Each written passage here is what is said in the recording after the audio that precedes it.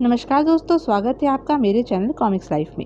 शुरू करते हैं अनिल मोहन जी द्वारा लिखा गया देवराज चौहान सीरीज का एक और मज़ेदार उपन्यास दिन दहाड़े लूट पार्ट 4। वानखेड़े ने सतर्कता भरी निगाह डाली। उसके करीब निहाल चंद खड़ा था। पूरी गली को पुलिस ने घेर रखा था। अब देर किस बात की है सर? एकाएक निहाल चंद ने धीमे से कहा। कोई देर नहीं, तो फिर तलाशी का काम शुरू किया जाए। निहाल चंद ने अपनी जेब में पड़े रिवॉल्वर को टटोला। हाँ, मैं अभी आदेश देता हूँ। तलाशी के समय एकदम तैयार। तुम भी इन पुलिस वालों के साथ रहोगे और मैं भी। सावधान रहना, बैंक लूटने वाले सब के सब बेहद खतरनाक हैं। उन्हें जरा भी मौका नहीं देना है। मौका अगर उन्हें मिल गया तो वह हम में से कईयों को भून कर रख देंगे। वानखेड़े पुलिस वालों की तरफ बढ़ गया, उन्हें घर घर की तलाशी का आदेश देने के लिए। कुछ ही देर बाद पुलिस वालों ने घर घर की तलाशी का काम आरंभ कर दिया। सब बेहद सख्त और सतर्क ढंग से काम कर रहे थे। डालचंद बेहद व्याकुल हुआ जा रहा था। नीना पाटेकर का अभी तक न लौटना डालचंद को चिंता में डाल रहा था। मंगल पांडे डालचंद की बेचैनी का मजा मन ही मन ले रहा था। भाई लोगों, दूसरे कमरे में बंद मेवाराम की आवाज आई। मुझे तुम लोग ले तो आए, लेकिन भूखा क्यों मार रहे हो? कुछ तो खाने को दे ही दो, सुबह का नाश्ता कर रखा है। डालचंद ने प्रश्नपूर्ण निगाहों से मंगल पांडे की तरफ देखा। पांडे लापरवाही से कुर्सी पर बैठा था। उसे खाने को कुछ नहीं दिया? डालचंद ने मंगल पांडे से पूछा। नहीं। क्यों? डालचंद के माथे पर बल पड़ गए। याद नहीं रहा, तुम दे दो। डालचंद ने उखड़े अंदाज में नीना पाटेकर के लाए सामान में से खाना उठाया और दूसरे कमरे का दरवाजा खोलकर भीतर प्रवेश कर गया। मेवाराम का चेहरा लटका सा पड़ा था, कुछ कैद की वजह से और कुछ भूख की वजह से। डालचंद ने खाना टेबल पर रख दिया। लो, खा लो। तुम लोगों ने मुझे कैद क्यों कर रखा है? छोड़ दो मुझे। छोड़ देंगे, अभी कुछ देर तुम्हें इसी प्रकार रहना पड़ेगा। कितनी देर? 2 या 3 दिन। मैं बूढ़ा आदमी हूँ, कुछ तो तरस खाओ। मैं इतनी लंबी कैद में मर जाऊंगा। खाना खाओ और चुपचाप बैठे रहो, सख्त स्वर में डालचंद ने कहा और कमरे से बाहर निकलकर दरवाजा बंद किया। तत्पश्चात पुनः बेचैनी से टहलने लगा। तुम कुछ परेशान से लग रहे हो? मंगल पांडे ने लापरवाही से पूछा। हाँ। डालचंद ने ठिठक कर उसे देखा। पाटेकर अभी तक नहीं लौटी? आ जाएगी। वह बच्ची तो है नहीं जो रास्ता भूल जाएगी। सवाल बच्ची न होने का या रास्ता भूलने का नहीं है। सवाल इस बात का है कि उसे गए 5 घंटे बीत गए, वह अभी तक लौटी क्यों नहीं? बात तो तुम्हारी ठीक है, लेकिन तुम्हारी मजबूरी है कि तुम उसका हाल जानने भी नहीं जा सकते। पांडे ने मजे से गर्दन हिलाई। क्यों नहीं जा सकता? मत भूलो कि यहाँ पर तुम्हारे और मेरे सिवा और कोई नहीं है, और तुम गए तो मैं 4 करोड़ से भरे ट्रंकों को लेकर खिसक जाऊंगा। इसका मतलब तुम मुझे बाहर जाने के लिए प्रेरित कर रहे हो? लेकिन इतनी बड़ी दौलत के पास अकेला तुम्हें छोड़कर नहीं जाऊंगा। सोच लो, अंधेरा हो चुका है। तुम्हारी खास हमदर्द अभी तक नहीं लौटी। कहीं राजा राम ने उसे बेड पर तो नहीं गिरा दिया? पांडे? डालचंद दांत खींचकर गुर्रा उठा। जुबान संभाल कर बात कर। जवाब में वह हंसकर रह गया। डालचंद कुर्सी पर जा बैठा। दोनों के बीच खामोशी सी छाई रही। कोई कुछ नहीं बोला। काफी देर बाद डालचंद ही बोला। मुझे बाहर से कुछ आवाजें आती सुनाई दे रही हैं। काफी देर हो गई सुनते सुनते। मंगल पांडे ने कोई जवाब नहीं दिया तो डालचंद ने कुर्सी छोड़ी और उठकर आगे बढ़ते हुए खिड़की के पल्ले से जरा सा बाहर झांका। करीब 3 मिनट बाद जब वह पलटा तो उसके चेहरे का रंग बदला हुआ था। मंगल? हाँ। उसने निगाहें उठाकर गहरी निगाहों से देखा। जरा देख तो सही। डालचंद के स्वर में कंपन भर आया था। असमंजसता में घिरा मंगल पांडे उठा और खिड़की की तरफ बढ़ा। डालचंद के चेहरे के भाव को देखकर उसका मन बुरे अंदेशों से घिरने लगा था। डालचंद की तरह उसने भी खिड़की को थोड़ा सा खोला और उस पर आंखें लगा दी। आधे मिनट में ही पांडे ने खिड़की बंद कर दी। उसके चेहरे पर छा चुकी कठोरता में घबराहट का पुट था। वह पलटा और डालचंद को देखने लगा। हमें पुलिस घेर रही है। हाँ, हमें ही घेरेगी, वरना यहाँ पुलिस का क्या काम? डालचंद बोला। लेकिन पुलिस को कैसे मालूम हुआ कि हम लोग यहाँ पर हैं? किसने गड़बड़ की? मैं इस बारे में क्या कह सकता हूँ? मैं बताता हूँ तुम्हें। मंगल पांडे एक एक शब्द चबाकर क्रुद्ध स्वर में बोला। पुलिस के यहाँ आने का कारण तुम्हारी माशूका है। तुम्हारा मतलब है कि पाटेकर पुलिस की हत्या जा चढ़ी है? डालचंद के होठों से निकला। हाँ, हो भी सकता है और नहीं भी। मंगल पांडे की हालत विक्षिप्तों की तरह हो रही थी। पुलिस का इतना खौफ उसे नहीं था जितना इस बात का हो रहा था कि 4 करोड़ जैसी भारी रकम उसके हाथों से निकली जा रही है। लगता है वह पुलिस के हाथ लग गई है और पुलिस टॉर्चर के आगे नहीं ठहर पाई, वरना और किसी रास्ते से पुलिस यहाँ नहीं आ सकती थी। डालचंद खामोश रहा।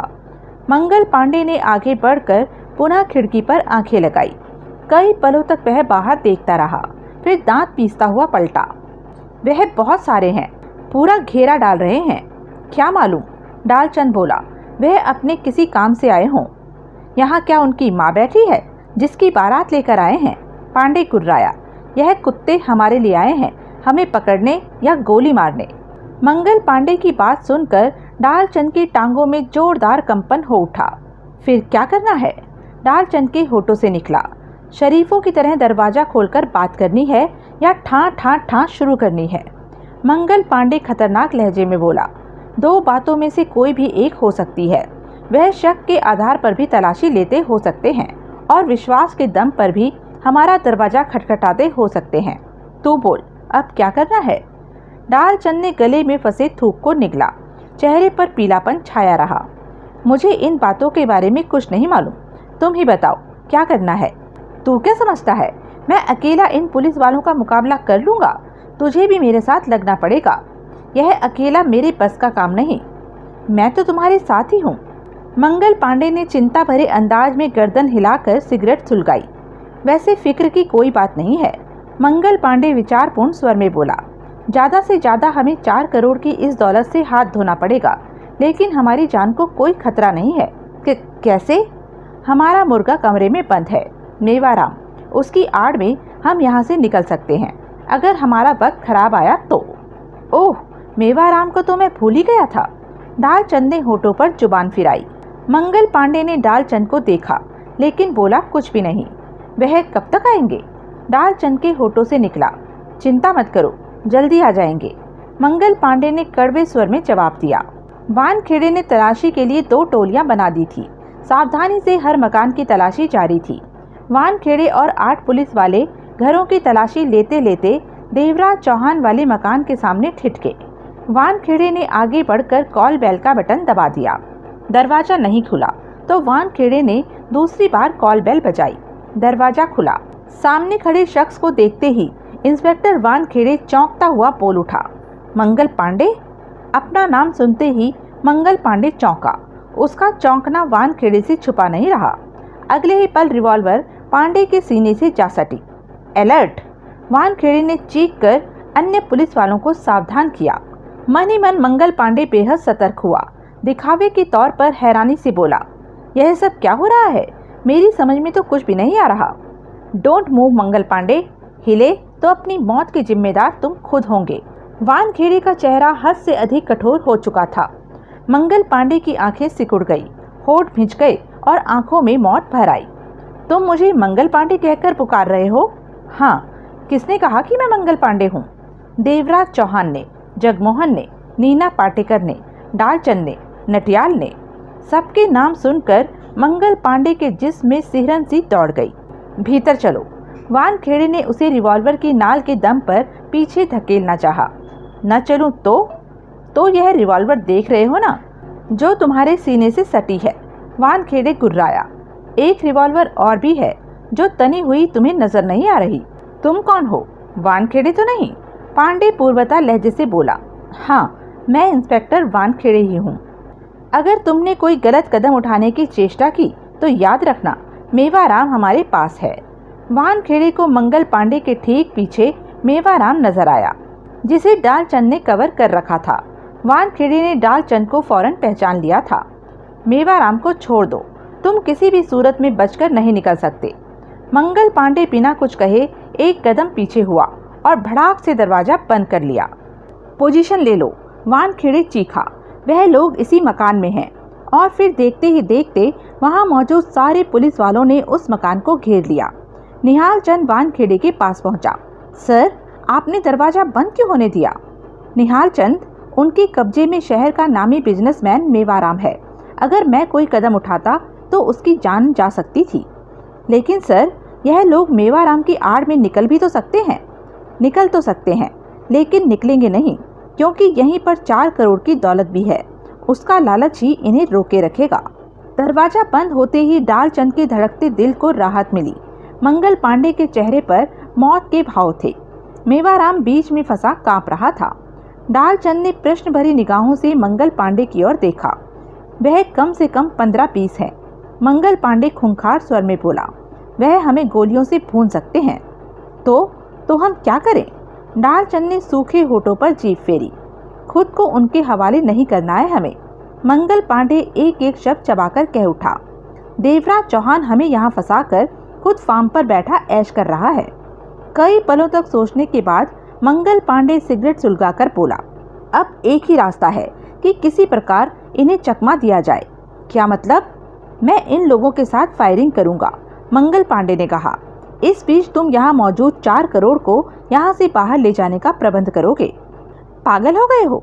डालचंद हड़बड़ाकर कह उठा, इतने सारे पुलिस वालों के होते हुए मैं अकेला तो यहाँ से बाहर निकल ही नहीं सकता। फिर इतने सारे ट्रंकों को कैसे बाहर ले जाऊंगा? ट्रंकों को बाहर ले जाने की जरूरत नहीं, मंगल पांडे गुर्राया। ताला तोड़ ले और नोटों को चादर पर डालकर गठरी बना ले।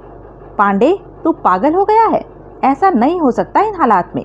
ऐसा होगा और हर हाल में होगा। तो काम शुरू तो कर। निकलेंगे कैसे? पुलिस ने चारों तरफ से घेरा डाल रखा है। मेरी फायरिंग के दम पर आखिर तक उन्हें यही लगता रहेगा कि हम इसी मकान में हैं, लेकिन हम यहाँ से निकल चुके होंगे। कैसे? छत के सहारे। इन मकानों की सारी छतें एक दूसरे से सटी पड़ी हैं, और अगर इन्हें भी छत का ध्यान आ गया तो ज्यादा अपनी अकल मत चला, पांडे गुर्राया। जो कहता हूँ वही किए जा। मरना तो वैसे भी है, फिर माल के साथ बच निकलने की कोशिश करने में हर्ज क्या है? डालचंद पांडे को देखता रह गया। देखता क्या है मुझे? जल्दी कर, देर होना ठीक नहीं हमारे लिए। डालचंद ने बेचैनी पूर्ण ढंग से होठ खींच लिए। मंगल पांडे ने 2 फायर किए। 2 ट्रंकों के ताले टूटकर नीचे जा गिरे।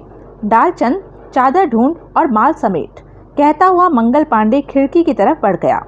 डालचंद ने मन ही मन खुद को पक्का किया और मेवाराम की बाजू पकड़ उसी कुर्सी पर बिठाकर जेब से रिवॉल्वर निकालकर उसे दिखाई।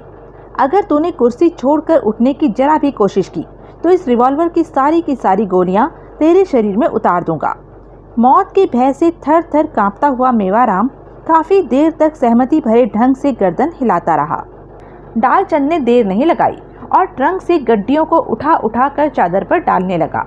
उसके हाथ बड़ी तेजी से चल रहे थे। मंगल पांडे ने खुली खिड़की से बाहर झांका। पोजीशन लिए कई पुलिस वाले नजर आए। पांडे ने होठ भींचकर हाथ में पकड़ी रिवॉल्वर सीधी की, एक की खोपड़ी का निशाना बांधा और ट्रिगर दबा दिया। एक भयंकर धमाका हुआ और खोपड़ी के परखच्चे उड़ गए। इसके साथ ही जैसे तूफान आ गया हो, पुलिस वालों ने अपनी गनों का मुंह खोल दिया। जाने कितनी ही गोलियां खिड़की पर लगी। खिड़की टूटकर एक तरफ झूलने लगी। मंगल पांडे पहले ही साइड में दुबक गया था। ध्यान से, डालचंद के होठों से निकला। मंगल पांडे ने जरा सा सिर आगे किया बाहर देखने के लिए, परंतु अगले ही पल पीछे हट गया। उसने नाल का रुख बाहर की तरफ किया और ट्रिगर दबाता चला गया। गोली किसी को लगी या नहीं, इस बात की परवाह उसने नहीं की। इसके बाद पांडे ने गर्दन घुमाकर डालचंद को देखा, जो डबल बेड की चादर पर एक ट्रंक की गड्डियां डालकर अब चादर को बांधने की चेष्टा कर रहा था। 2-4 और डाल ले, पांडे बोला। अगर और डाल ली तो गठरी बंधनी भी कठिन हो जाएगी। पांडे बड़बड़ाकर रह गया। बाहर का क्या हाल है? डालचंद की आवाज में हल्का सा कंपन था। तू गठरी बांध, अपने काम की तरफ ध्यान दे, पांडे ने सख्त स्वर में कहा।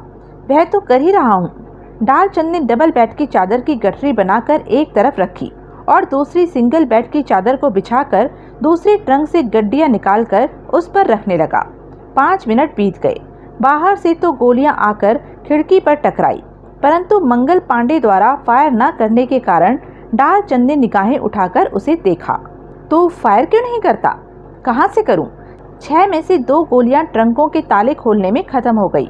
2 मैं इस्तेमाल कर चुका, बाकी 2 बची हैं। कहाँ कहाँ चलाऊंगा इन्हें? डालचंद अपना काम छोड़कर उठा और उसके पास पहुंचा। यह ले, इसमें 6 गोलियां हैं। पुलिस वालों को ज्यादा से ज्यादा देर तक उलझा कर रख और अपना रिवॉल्वर मुझे दे दो। दोनों ने रिवॉल्वर बदल ली। ठीक है, यह भरी हुई रिवॉल्वर है। पांडे चैम्बर चेक करके उसे बंद करता हुआ बोला। लेकिन इन 6 गोलियों से भी इन्हें कब तक लटकाया जा सकता है? तो अपना काम जल्दी से खत्म कर, निकल चलते हैं यहाँ से। कितनी देर लगेगी तुझे? सिर्फ 5-7 मिनट। गुड, मंगल पांडे ने कहा और रिवॉल्वर की नाल खिड़की की तरफ करके ट्रिगर दबा दिया। जवाब में कई गोलियां खिड़की से आकर टकराई। हरामजादे सरकारी बारूद को खामखा खराब किए जा रहे हैं, मंगल पांडे दांत भींचकर गुर्राया। उधर डालचंद ने अपना काम करने की स्पीड और तेज कर दी। कुछ ही मिनटों में अपना काम समाप्त करके डालचंद उठ खड़ा हुआ। उसी समय मंगल पांडे ने पुनः खिड़की के बाहर फायर कर दिया। मैंने काम समाप्त कर लिया है, डालचंद ने कहा। मंगल पांडे होठ भींचकर शांत स्वर में कह उठा, चादरों में तो कुछ भी नहीं आया। जितना आ सकता था मैंने डाल दिया, इससे ज्यादा तो हम ले जा भी नहीं सकते। डालचंद पांडे से भी ज्यादा सख्त स्वर में बोला, मैं छोटी वाली गठरी लेकर छत पर जा रहा हूँ, तू आ जाना। बड़ी वाली क्यों नहीं ले जा रहा है? मंगल पांडे गुर्राया। मुझे भारी सामान उठाकर इस तरह भागने और पुलिस से बचने का अभ्यास नहीं है, डालचंद सूखे स्वर में कह उठा। यह जो भी हो रहा है मेरे लिए पहला ही मौका है। मैं सिर्फ ड्राइविंग में ही भाग सकता हूँ। फुट यहाँ से, छत पर जा, दूसरी गठरी को लेकर मैं आ रहा हूँ। यह डालचंद ने कुर्सी पर मरी हालत में बैठे मेवाराम की तरफ इशारा किया। हमारे जाते ही दरवाजा खोलकर पुलिस वालों को बता देगा कि हम छत के रास्ते से फरार हुए हैं। तुम फिक्र मत करो, इसका इंतजाम मैं करके आऊंगा, मंगल पांडे ने वहशी स्वर में कहा। जान से मत मारना इसे, डालचंद गठरी उठाता हुआ बोला। बेचारे ने हमारा क्या बिगाड़ा है? दफा हो जा तू यहाँ से, मुझे तेरी सलाह की जरूरत नहीं, पांडे गुर्राया। डालचंद ने कुछ नहीं कहा। छोटी गठरी उठाकर वह तेजी से ऊपर को जाने वाली सीढ़ियों की तरफ बढ़ गया। पीछे उसे मंगल पांडे के फायर करने की आवाज आई। छत पर पहुंचा तो चारों तरफ उसे अंधेरा ही अंधेरा नजर आया। नीचे हलचल होने का आभास उसे स्पष्ट मिल रहा था। डालचंद का दिल धक धक धड़क रहा था। ऐसा सब कुछ उसके साथ पहले नहीं गुजरा था और यह सब कुछ उसे बहुत ही खतरनाक लग रहा था। उसने तो कभी जिंदगी में सोचा भी नहीं था कि इस प्रकार डकैत के रूप में पुलिस का घेरा तोड़कर भागना पड़ेगा। वह तो प्राइवेट फर्म की नौकरी करने वाला सीधा साधा युवक था, परंतु कार रेसर होने की वजह से वह इन लोगों की बातों में फंसकर कानून का बड़ा मुजरिम बन बैठा था। बहरहाल छत पर पहुंचकर डालचंद रुका नहीं। छतों की दीवारें सावधानी से फलांगता हुआ आखिरी छत की तरफ तेजी से बढ़ने लगा। मंगल पांडे तो उसके दिमाग से कब का निकल चुका था। दिमाग में सिर्फ एक बात थी कि उसे हर हाल में पुलिस से बचना है। गली के मकानों की आखिरी छत पर वह ठिठका। इतने में ही वह हाँफने लगा था। नोटों की गठरी नीचे रखकर डालचंद ने लंबी लंबी सांसें ली, फिर जल्दी से गठरी उठा ली। ज्यादा वजन नहीं था, चारों तरफ खतरा ही खतरा था। उसे जल्दी से यहाँ से दूर जाना था। सिर घुमाकर पीछे देखा। मंगल पांडे उसे आता हुआ दिखाई दिया। डालचंद आगे बढ़ा और नीचे झांका। सामने ही सड़क थी, अंधेरे में डूबी, और जिस मकान की छत पर वह खड़ा था वह करीब 25-30 फीट ऊंची थी और उसके ठीक नीचे एक पुलिस वाला गन लिए खड़ा था। डालचंद ने सोचा। ज्यादा समय उसने सोचने में नहीं गवाया। रिवॉल्वर जेब में थी, परंतु उसका इस्तेमाल करना घातक था। फायर की आवाज ने सबको सतर्क कर देना था। इसी कारण उसने जो कदम उठाने का निर्णय लिया, उसके सिवाय उसके पास कोई चारा था भी नहीं। नोटों की गठरी काफी भारी थी। इस हिसाब से तो भारी ही थी कि अगर वह 30 फीट ऊपर से किसी के सिर पर गिरती तो 5 मिनट तो उसे होश नहीं आना था। डालचंद ने गठरी को दोनों हाथों में थामा और छत के उस हिस्से पर जा खड़ा हुआ जहां ठीक नीचे पुलिस वाला खड़ा था। उसने निशाना बांधा और पूरी शक्ति के साथ ही गठरी को पुलिस वाले के सिर पर दे मारा। इसके साथ ही बिना एक पल की भी देरी के साथ उसने खुद भी नीचे छलांग लगा दी। उसके दोनों पांव नीचे टकराए। खुद को संभाल ना पाने के कारण वह नीचे लुढ़कता चला गया। पांव में जोरों का दर्द उठा, परंतु उसने उस दर्द की परवाह नहीं की। पलक झपकते ही वह उठ खड़ा हुआ था। पुलिस वाले के सिर पर गठरी लगते ही गन उसके हाथ से छूट गई। वह नीचे बैठता चला गया। उसकी यह हालत मिनट भर रहनी थी, फिर उसने आसपास देखने के काबिल हो जाना था। परंतु डालचंद ने आधा मिनट भी ना बीतने दिया। पुलिसमैन की गन उठाकर उसका पिछला हिस्सा उसके सिर पर दे मारा। पुलिसमैन के होठों से कराह निकली और वह नीचे लुढ़क कर बेहोश हो गया। डालचंद ने गन फेंककर गठरी उठाई और सड़क की तरफ बेआवाज भागता चला गया। पाँव में मोच आ जाने के कारण उसके भागने में लंगड़ाहट थी। 2 मिनट में ही सड़क पार करके वह सामने बने पार्किंग में जा पहुंचा। वहां इस वक्त कोई अटेंडेंट नहीं था। डालचंद कारों को चेक करने लगा, किसी कार का दरवाजा खुला मिल जाए। उसका दिल जोरों से धड़क रहा था, हाथ पांव कांप रहे थे, वह पसीना पसीना हो रहा था। 8वीं कार उसे खुली मिल गई। वह जल्दी से कार में बैठा, गठरी अपने करीब ही रख ली, कार स्टार्ट की और तूफानी गति से स्टीयरिंग मोड़ता हुआ पार्किंग से बाहर सड़क पर निकलता चला गया। पेट्रोल के इंडिकेटर पर निगाह मारी। पेट्रोल ज्यादा नहीं था कार में, परंतु डालचंद को इतने में ही तसल्ली थी कि जहां तक पेट्रोल चलेगा वहीं तक ही सही, कम से कम यहाँ से तो दूर हो जाएगा। वैसे अभी भी विश्वास नहीं आ रहा था कि पुलिस के जाल से वह बच निकला है। मंगल पांडे के बारे में तो सोचने की उसे फुर्सत ही कहाँ थी। वह तो अभी अपनी बिगड़ी हालत पर काबू नहीं पा सका था। वह जल्द से जल्द फार्म पर देवराज चौहान के पास पहुंच जाना चाहता था। मंगल पांडे डालचंद के रिवॉल्वर से 5 गोलियां चला चुका था। सिर्फ एक ही गोली बची थी रिवॉल्वर में। डालचंद को गए 4 मिनट हो चुके थे। वह इस बात को अच्छी तरह समझ चुका था कि अब यहाँ पर ज्यादा देर रुकना ठीक नहीं। डालचंद छत पर उसका इंतजार कर रहा होगा। वह जल्दी से खिड़की से हटा और कुर्सी पर बैठे सूखे पत्ते की भांति कांपते मेवाराम को देखा, जो उसे अपनी तरफ देखते पाकर भय से और भी कांपने लगा था। दांत भींचकर पांडे आगे बढ़ा और रिवॉल्वर को नाल से पकड़कर उसका दस्ता जोर से मेवाराम की कनपट्टी पर मारा। एक ही वार में मेवाराम बेहोश हो गया। पांडे ने बाएं हाथ में रिवॉल्वर पकड़ी और दाएं हाथ से गठरी को उठा ना सका।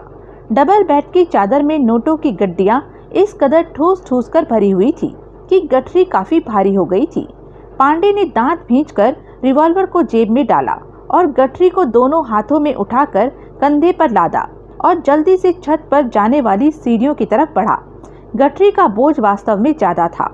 हाँफते हुए उसने सीढ़ियां तय की और छत पर जा पहुंचा। क्षण भर ठिठक कर आसपास देखा, फिर अन्य छतों की दीवारें फलांगता हुआ उसी आखिरी छत की तरफ बढ़ने लगा जिस तरफ डालचंद गया था। उसे पूरा विश्वास था कि वह बच निकलेगा, क्योंकि डालचंद वहां नहीं था। इसका मतलब वह यहाँ से निकल गया। अगर डालचंद जैसा अनाड़ी खिलाड़ी पुलिस का घेरा तोड़कर निकल सकता है तो वह क्यों नहीं निकल सकता। आखिरी छत की तरफ उसका बढ़ना जारी था। सर, उस तरफ एक पुलिसमैन बेहोश पड़ा है। एक पुलिस वाला भागता हुआ वानखेड़े के पास पहुंचा। उसकी बात सुनकर वानखेड़े जोरों से चौंका। कहाँ? उधर सर, आखिरी मकान के नीचे। वानखेड़े फौरन उस तरफ दौड़ा। चंद ही पलों में वह बेहोश पुलिस वाले के पास था। 2-3 पुलिस वाले उसे होश में लाने का प्रयत्न कर रहे थे, परंतु ताजा ताजा बेहोश होने की वजह से वह अभी होश में नहीं आ सकता था। रिवॉल्वर हाथ में थामे वानखेड़े ने दांत भींचकर बेहोश पुलिस वाले को देखा। मालूम नहीं सर, हम सामने की तरफ से हटकर पीछे की तरफ जा रहे थे कि यहाँ से निकलते समय हमें यह इसी हालत में नीचे पड़ा मिला, पुलिस वालों ने जवाब दिया। वानखेड़े ने बेहोश पुलिस वाले को टटोला। इसे बेहोश हुए ज्यादा देर नहीं हुई। वानखेड़े ने होठ भींचकर कहा, यह उन्हीं लोगों का काम है, लेकिन वह लोग मकान के सामने और पीछे की तरफ से नहीं आ सकते। दोनों तरफ पुलिस का सख्त पहरा है। वह लोग छत से नीचे कूदे होंगे। कहते हुए वानखेड़े ने छत की तरफ निगाहें उठाई। यह वही क्षण था जब ऊपर से मंगल पांडे ने नीचे झांका। यहाँ अंधेरा अवश्य था, लेकिन वानखेड़े ने एक क्षण में ही पहचान लिया कि छत से मंगल पांडे नीचे झांक रहा है। उधर नीचे का नजारा देखकर मंगल पांडे ने तुरंत पीछे हटना चाहा, परंतु तब तक वानखेड़े के हाथ में पकड़े रिवॉल्वर से गोली निकल चुकी थी। गोली नीचे झांकते मंगल पांडे के माथे पर जा लगी। उसके जिस्म को तीव्र झटका सा लगा। उसे इतना भी मौका नहीं मिला कि वह अपनी जगह से हिल पाता। उसी मुद्रा में उसी समय उसके प्राण निकल गए। दीवार पर उसकी छाती रखी रह गई। नीचे का हिस्सा नीचे लटक रहा था और गोली लगा कटा फटा माथा और सिर नीचे झूल रहा था। खून की बूंदें गिरी तो वह हड़बड़ाकर पीछे हट गए। वानखेड़े को अफसोस हो रहा था कि उसने इस तरफ का पहरा क्यों नहीं रखा। क्योंकि पुलिसमैन के बेहोश पाए जाने का स्पष्ट मतलब था कि डालचंद भाग निकला है। वानखेड़े उसी टूटी खिड़की से मकान के भीतर घुसा। बेहोश मेवाराम कुर्सी पर ही पड़ा था। नोटों के 2 ट्रंक खुले हुए थे, जिनमें एक पूरा और दूसरा आधा खाली था। वानखेड़े छत पर पहुंचा। अन्य छतों को पार करके मंगल पांडे के दीवार पर पड़े मृत शरीर के करीब पहुंचकर ठिठका। उसे चेक करके अपनी तसल्ली की, वह मर चुका था। फिर नीचे करीब ही पड़ी गठरी को टटोला, जिसमें नोटों की गड्डियां ठूस ठूस कर भरी पड़ी थी। वानखेड़े के सख्त चेहरे पर गंभीरता थी। उसने मोबाइल पर सुधीर से बात की। सर, सुधीर की आवाज़ आई। भूख से मेरी जान निकली जा रही है। मैंने तो सुबह से कुछ नहीं खाया। वहाँ की क्या पोजीशन है? उसकी बातों पर ध्यान न देकर वानखेड़े ने पूछा। पोजीशन में कोई बदलाव नहीं आया है। देवराज चौहान फार्म पर ही है। उसके बाद ना तो कोई बाहर निकला और ना ही कोई उस तरफ गया। वानखेड़े ने गंभीर स्वर में कहा। यहाँ पर काबू पा लिया गया है। आज हुई बैंक डकैती की लगभग 4 करोड़ की पूरी दौलत हमने वापस पा ली है। यहाँ मौजूद मंगल पांडे मारा गया और डालचंद भाग निकला है। सतर्क रहो, शायद डालचंद फार्म पर ही पहुँचे।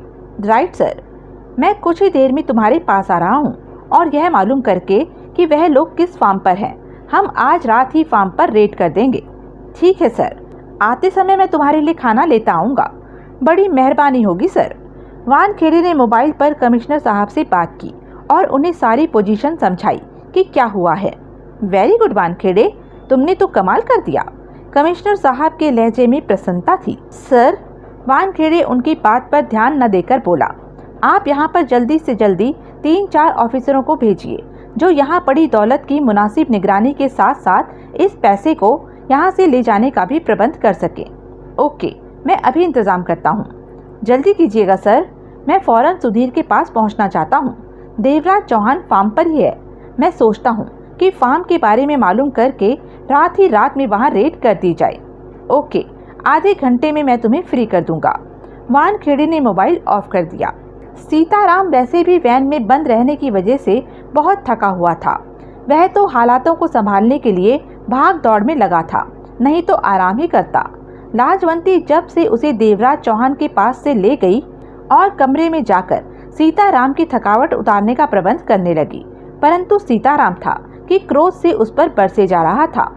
मैं तेरे जैसी औरत के साथ नहीं रह सकता जिसके दिमाग में भूसा भरा हो, सीताराम चिल्ला चिल्ला कर कह रहा था। जो औरत अपने आदमी के मामले में दखल दे वह मुझे बिल्कुल भी पसंद नहीं। कल ही गांव में तेरी माँ को पत्र लिखूंगा कि यहाँ से तुझे ले जाए। हाँ, आप लिख देना पत्र मेरी माँ को। लाजवंती अपने पति की आदत को बहुत अच्छी तरह जानती थी कि उस पर किस प्रकार काबू पाया जा सकता है। आप कुछ थके हुए से लग रहे हैं। 2 दिन तो वैन में बंद रहे हैं। लाइए, मैं आपकी टांगे दबा दूं। कोई ज़रूरत नहीं। तुम? ज़रूरत कैसे नहीं? लाजवंती ने जबरदस्ती ही सीताराम को बेड पर धकेला और खुद भी ऊपर चढ़कर बैठ गई और टांगे दबाने लगी। सीताराम का मूड थोड़ा बहुत सुधरा। अगर तू चाहती है मैं तेरी माँ को पत्र ना लिखूं तो मुझे जाने दे। उन बदमाशों से निपटना है मुझे। बहुत खतरनाक हैं वे, और जब मैं वहाँ होऊंगा तो तुझे वहाँ भी नहीं आना है। हाँ, चले जाना, मैं नहीं आऊँगी। अब तो खुश हो। आखिरकार सीताराम ने सब कुछ भूल भाल कर लाजवंती को अपने आगोश में खींच लिया। वह जानती थी कि सीताराम की पुरानी आदत है प्यार करने के बाद कुछ देर नींद लेना, और हुआ भी ऐसा ही। अपने कड़े उठाकर पहने। इस बीच चूड़ियों की मध्यम सी खनखनाहट गूंजती रही। तत्पश्चात उसने नीचे सोए 3 बरस के बच्चे पर निगाह मारी। बच्चे को नीचे से उठाकर आहिस्ता से सीताराम के साथ ही लिटा दिया। उसके बाद कमरे से बाहर निकली, तेजी से आगे बढ़ गई।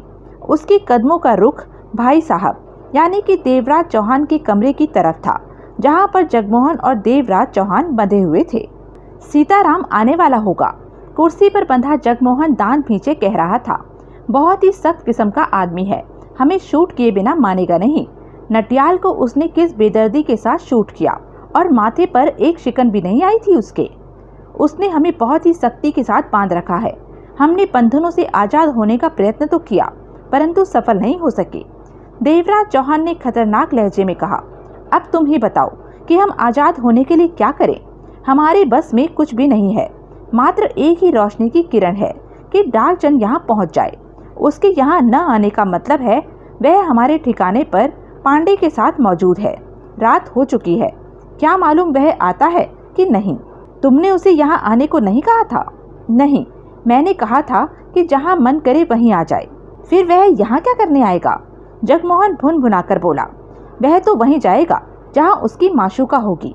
प्यार मोहब्बत की बातें जो करनी है, कोई ऐसा रास्ता सोचो जिससे कि सीताराम को कुछ देर के लिए टाला जा सके। वह अड़ियल है, टलने वाला नहीं। तभी दरवाजे पर आहट हुई। दोनों की निगाहें दरवाजे पर जा टिकी।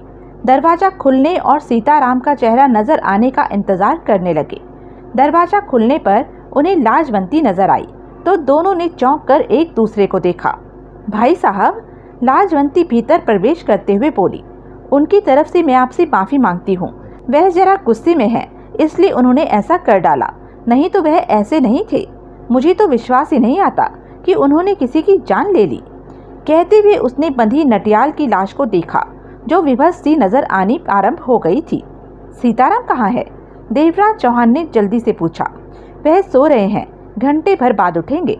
हमें खोल दो। हाँ हाँ, खोलने ही तो आई हूँ, कहकर लाजवंती ने कदम आगे बढ़ाए और देवराज चौहान के बंधनों को टटोलने लगी। फिर कुछ पलों बाद कह उठी, जाने यह कैसे बांधे हैं, मुझसे तो खुलते ही नहीं, यह तो काटने पड़ेंगे। किचन से चाकू ले आओ, देवराज चौहान ने फौरन कहा। हाँ, अभी लेकर आती हूँ, 1 मिनट में आई भाई साहब। कहने के साथ ही लाजवंती तेजी से बाहर निकलती चली गई। जगमोहन ने प्रसन्नता भरी निगाहों से देवराज चौहान को देखा। तुम्हारी बहन तो हमारे बहुत काम आ रही है। जवाब में देवराज चौहान मुस्कुराया।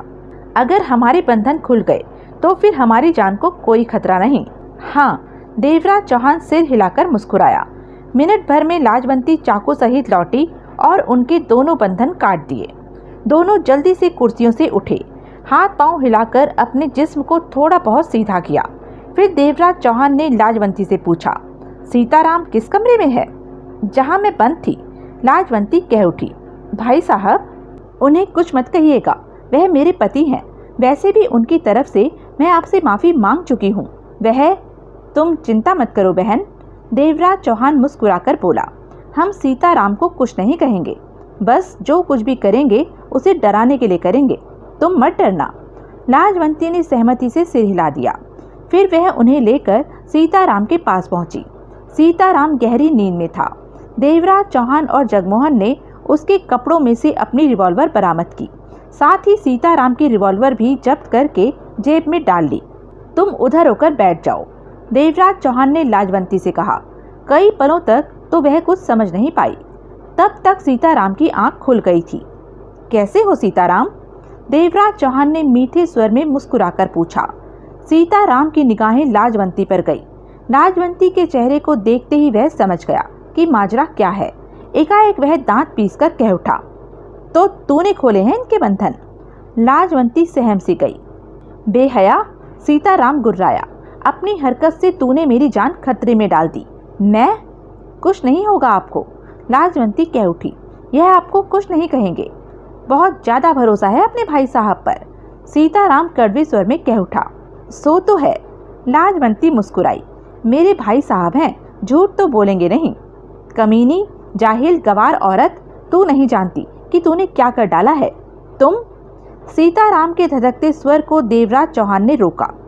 यह सब बातें करने के लिए तुम दोनों को बहुत वक्त मिलेगा, देवराज चौहान ने कहा। अब जल्दी से उठ जाओ। सीताराम ने क्रूर निगाहों से देवराज चौहान को देखा, फिर उसके हाथ में थमी रिवॉल्वर को, तत्पश्चात करीब ही रखे अपने कपड़े उठाए और ऊपर ले रखी चादर के नीचे से उन्हें पहनने लगा। जब तक उसने कपड़े पहने तब तक वहां गहरी खामोशी छाई रही। जगमोहन तो खा जाने वाली निगाहों से सीताराम को देखे जा रहा था। कपड़े पहन लेने के बाद सीताराम कपड़ों की जेबें टटोलने लगा। अपना रिवॉल्वर ढूंढ रहे हो? देवराज चौहान हंसा। वह अब तुम्हें नहीं मिलेगा, मेरी जेब में है वह। अब फौरन खड़े हो जाओ।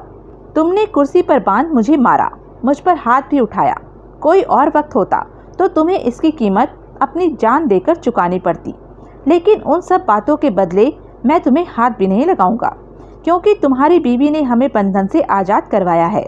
हम उसे वचन दे चुके हैं कि तुम्हें कुछ भी नहीं कहेंगे। देखा, लाजवंती गर्व भरे लहजे से कह उठी।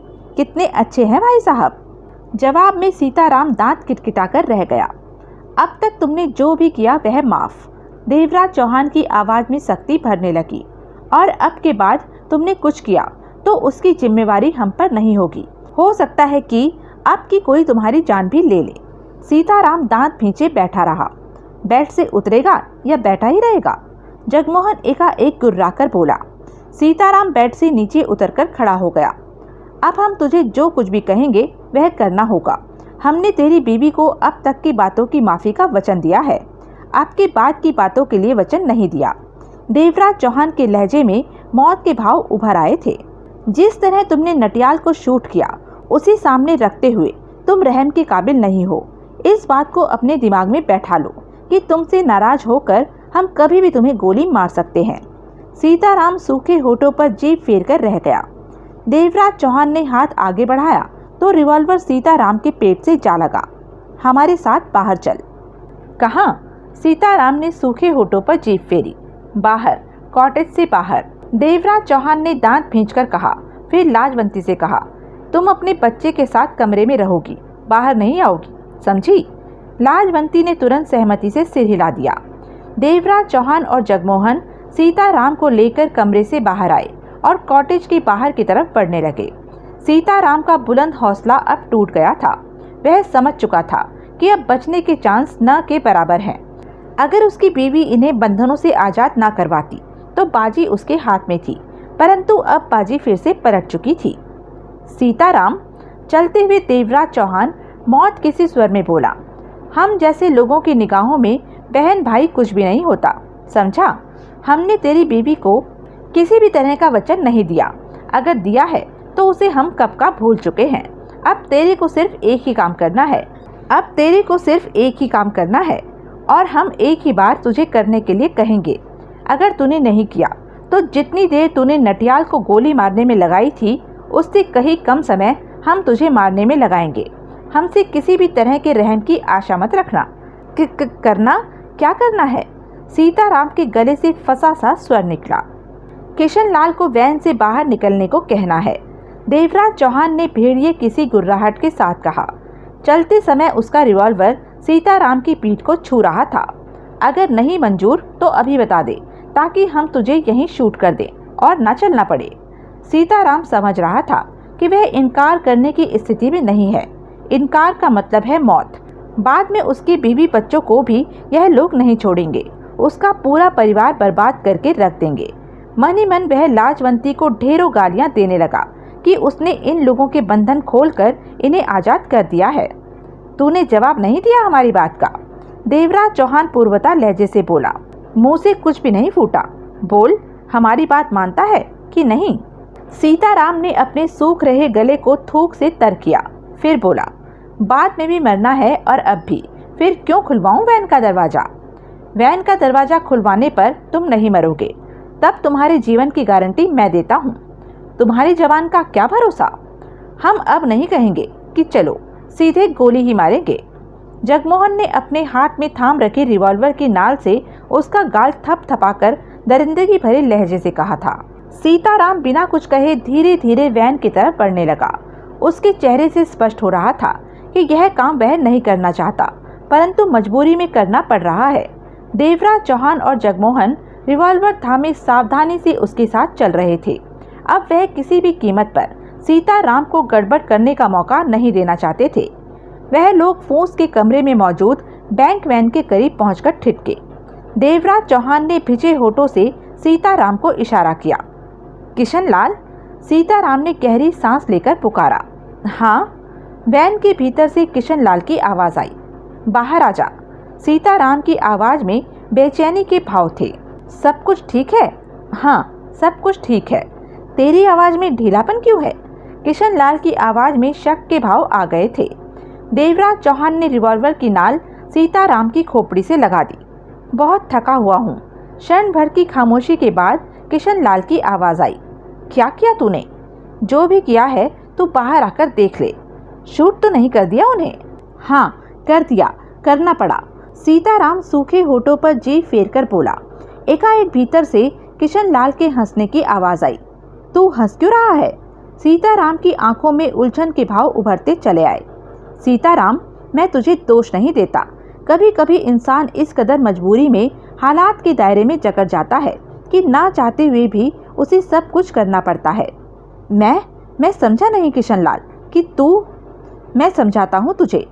2 घंटे पहले तू मेरे पास आया तो तेरे बोलने का ढंग सामान्य था, उसमें विश्वास भरा था, परंतु अब तेरे बोलने में दम नहीं है। यही बात महसूस करके मैं शक में पड़ा था।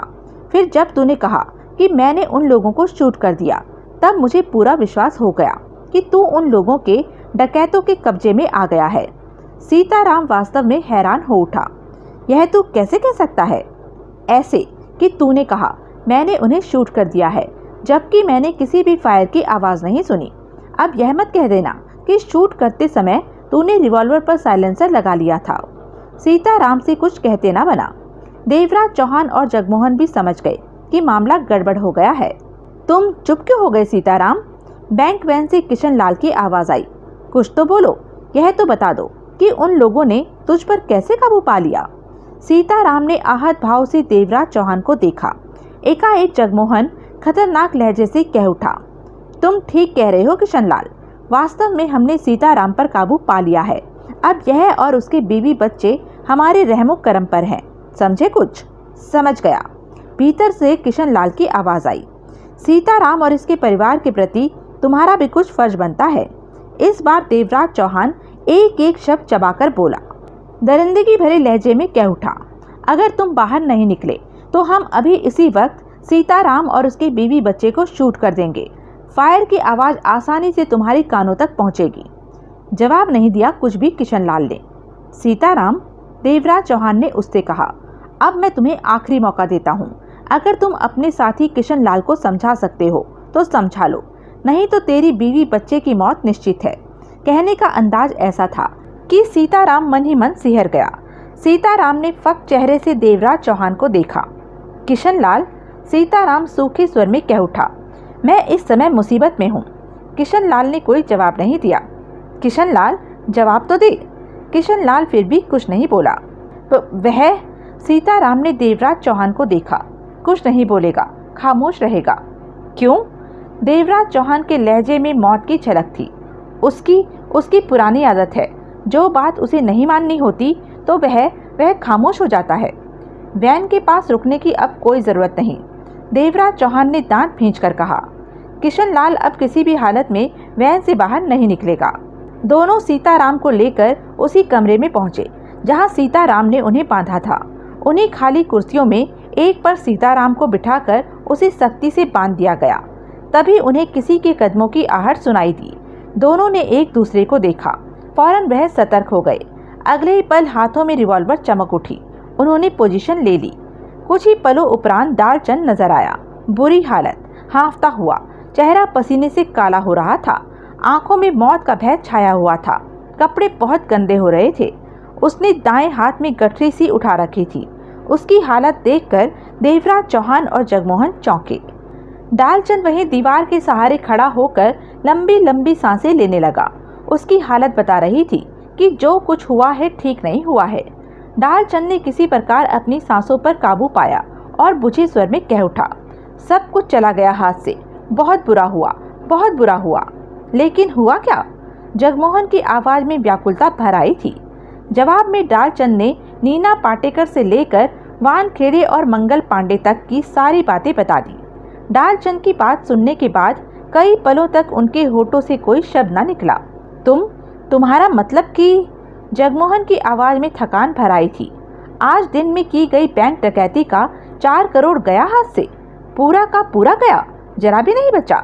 जरा सा बचा है। दालचंद की आवाज़ में फीकापन था। यह गठरी, जो कुछ इसमें है यही बचा है। यह तो कुछ भी नहीं। जवाब में दालचंद सिर हिलाकर रह गया। जगमोहन ने देवराज चौहान को मुंह फाड़ कर देखा तुमने? 4 करोड़ गया हाथ से। यह बेवकूफ़ लोग 24 घंटे भी पैसे की रखवाली नहीं कर सके। लुटा दिया इन्होंने, बर्बाद कर दिया हमें। इसमें इनका कोई दोष नहीं, देवराज चौहान ने स्थिर किंतु गंभीर स्वर में कहा। वानखेड़े ने पुलिस वालों को साथ लेकर वहां घेरा डाल दिया तो क्या करते? यही गनीमत समझो कि दालचंद बच निकला है। मेरे ख्याल से मंगल पांडे शायद न भी बच सका हो। यानी तुम्हें 4 करोड़ का कोई गम नहीं? जगमोहन ने झल्लाकर कहा। गम करने से 4 करोड़ वापस आ जाता है तो गम कर लेता हूँ। देवराज चौहान ने गहरी सांस ली। जगमोहन दांत पीसकर रह गया। देवराज चौहान ने सिगरेट का कश लिया, फिर गंभीर स्वर में कह उठा, वानखेड़े के इस मामले में आ जाने से ही हमारा मामला खतरे से भर उठा था। फिर भी हमने सावधानी बरती। आज की डकैती की दौलत को हमने दूसरी जगह रखा और कुछ ही घंटों में वानखेड़े ने उस जगह को भी तलाश कर लिया। हैरानी अवश्य है कि वह इतनी जल्दी कैसे उस ठिकाने तक पहुंच गया जहां हमने कुछ ही घंटे पहले दौलत रखी थी। साले को पहले ही गोली से उड़ा देना चाहिए था। जगमोहन दांत भींचकर कह उठा। यह काम इतना आसान नहीं है जगमोहन। देवराज चौहान एकाएक ही मुस्कुराया। कुछ लोग ऐसे भी होते हैं जिन्हें गोली मार देना आसान नहीं होता। वानखेड़े भी ऐसे ही लोगों में आता है। उसकी हिम्मत की दाद तो तुम इस बात से ही दे सकते हो कि हाथ धोकर मेरे पीछे पड़ा हुआ है। मुझे हर कीमत पर जेल में ठूंसना चाहता है। मेरी खबर मिलते ही वह सब काम छोड़कर मेरे पीछे पड़ जाता है। तुम देखना, जगमोहन ने खतरनाक स्वर में कहा, ये मरेगा एक दिन मेरे हाथों से। मैं इस 4 करोड़ की चोट को भूलूंगा नहीं, हमेशा याद रखूंगा। अवश्य याद रखना। देवराज चौहान लापरवाही से हंस पड़ा। अब जल्दी जाकर वेल्डिंग मशीन और गैस का सिलेंडर लाओ, जगमोहन ने खींच भरे स्वर में कहा। वानखेड़े को इस जगह के बारे में भी शक है। अगर उसने यहाँ पर भी कुछ कर दिया तो हम हाथ मलते रह जाएंगे। हमारी सारी मेहनत पर पानी फिर जाएगा। देवराज चौहान ने सिर हिलाया, फिर डालचंद को देखकर बोला, नीना पाटेकर के बारे में कोई खबर नहीं? नहीं। डालचंद ने सूखे होठों पर जीभ फेरी। वह राजा राम के पास मेरी माँ बहन को लेने गई थी। यह दोपहर की बात है और रात तक वापस नहीं लौटी, जबकि उसी कब का वापस आ जाना चाहिए था। कहीं और वह जा नहीं सकती। मुझे पूरा विश्वास है कि उसके साथ कुछ बुरा हुआ है। पाटेकर के वापस ना लौटने का सिर्फ एकमात्र यही कारण हो सकता है। जाते समय वह क्या कहकर गई थी? यही कि वह मेरी बहन और माँ को वापस लेकर ही लौटेगी। देवराज चौहान ने जगमोहन को देखा। इसका मतलब राजा राम ने पाटेकर के साथ कुछ बुरा किया है। तो मैं क्या करूं? जले भुने जगमोहन ने कहा। उसे तो 4 करोड़ के हाथ से निकल जाने का मलाल हो रहा था। उसे इस बात का दुख था कि जब वानखेड़े ने पुलिस वालों के साथ घेरा डाला वह वहां क्यों नहीं था। चंद पलों की सोचों के बाद देवराज चौहान बोला, अब तुम क्या चाहते हो? मैं नीना पाटेकर और अपनी माँ बहन को वापस पाना। डालचंद, देवराज चौहान ने उसकी बात काट कर कहा, पाटेकर का मुझसे कोई वास्ता नहीं कि वह कहाँ चली गई है या उसके साथ क्या हुआ है। अलबत्ता तुम्हारी माँ बहन को मैं राजा राम की कैद से अवश्य वापस ला दूंगा, इस बात का वायदा करता हूँ। डालचंद के चेहरे पर राहत के भाव उभरे। पाटेकर के बारे में क्यों नहीं मालूम करोगे? इसलिए कि पाटेकर ने जो भी किया अपनी जिम्मेवारी पर किया। राजा राम के पास गई तो मुझसे पूछकर नहीं गई थी, अपनी मर्जी से गई थी। उसके साथ जो भी होगा खुद ही भुगत लेगी। देवराज चौहान की आवाज़ में सख्ती भर आई। मैंने उसे 4 करोड़ की निगरानी के लिए छोड़ा था वहाँ, और निगरानी करने के बदले वह तुम्हारे मामलों को निपटाने में लग गई, जबकि उसे वहाँ से हिलना भी नहीं चाहिए था। डालचंद अब क्या कहता? देवराज चौहान का कहना सही था। हमारे पास आज रात का काम है। ज़्यादा से ज़्यादा दिन होने तक हम बैंक वैन में मौजूद दौलत को हासिल कर लेंगे। उसके बाद तुम्हारी माँ बहन को कुछ नहीं होगा। डालचंद के चेहरे पर तसल्ली के भाव गहरे हो गए। तुम? देवराज चौहान ने अजीब सी मुस्कान के साथ जगमोहन से कहा, यहाँ जले भुने क्यों बैठे हो? इस वक्त तुम्हारे पास हद से ज़्यादा ज़रूरी काम पड़ा है। कैसा काम? यह गठरी जिसे कि डालचंद लाया है, इसमें नोटों की गड्डियाँ हैं। कम से कम इन्हें गिन तो लो कि 4 करोड़ में से कितना माल हमारे हाथ लग सका है। देवराज चौहान हंसकर कह उठा, और जगमोहन को जैसे ही भूली बात याद आ गई हो, वह जल्दी से आगे बढ़ा और नीचे पड़ी डालचंद की लाई गठरी उठा ली। मैं वेल्डिंग का सामान और गैस सिलेंडर लेकर आता हूँ, देवराज चौहान बोला। कब तक आ जाओगे? 2 घंटे तो लग ही जाएंगे। वैन पर निगाह रखने की तो कोई ज़रूरत नहीं है ना? नहीं, अब किशनलाल किसी भी कीमत पर बाहर नहीं निकलेगा। अलबत्ता सीताराम पर नज़र रखना। अगर वह किसी तरह की मुसीबत पैदा करने की चेष्टा करे तो फिर जो मर्जी करना। जगमोहन ने सिर हिलाया। देवराज चौहान कॉटेज से निकला और वहां मौजूद कार की तरफ बढ़ गया। उसके जाते ही डालचंद ने गहरी सांस लेकर पूछा, सीताराम किशनलाल कौन है? जगमोहन ने सारा किस्सा बताया और डालचंद को साथ लिए उसी कमरे में जा पहुंचा जहां पर सीताराम को कुर्सी पर बांध रखा था। फिर उसने डालचंद के साथ मिलकर चादर की बना रखी गठरी को खोला और नोटों की गड्डियां गिनने लगे। सीताराम आंखें फाड़े गड्डियों को देख रहा था। गड्डियां 500 और 100 के नोटों की थी। उन्हें देखकर डालचंद को महसूस हुआ कि वह तो काफी ज्यादा माल ले आया। आधा घंटा उन्होंने गड्डियां गिनने में लगाया। 500 के नोटों की गड्डियां ज्यादा होने के कारण रकम उनकी उम्मीद से ज्यादा निकली। वह कुल 31 लाख रुपए थे। 31 लाख की रकम पाकर जगमोहन का जलना भुनना कुछ कम हुआ। भागते चोर की लंगोटी ही सही। जगमोहन ने गहरी सांस लेकर डालचंद को देखा। जवाब में डालचंद सिर्फ सिर हिलाकर रह गया। शायद मंगल पांडे भी कुछ ले आए। जगमोहन पुनः बोला, उसे यहाँ के बारे में कुछ नहीं मालूम। डालचंद ने लंबी सांस लेकर कहा, फिर तो हरामी माल लेकर ऐसा गायब हो जाएगा कि दोबारा हमें मिलेगा ही नहीं। मैं नहीं समझता कि पुलिस के हाथों वह बच निकला होगा। डालचंद की आवाज में हल्की सी घबराहट उभर आई। भगवान का शुक्र करता हूँ कि मैं सही समय पर वहाँ से निकल गया। जगमोहन ने सिर हिलाया। ठीक है, कल सुबह मालूम हो जाएगा कि वह बच निकला है या पुलिस के फंदे में फंस गया है। मेवाराम के बारे में कुछ नहीं मालूम?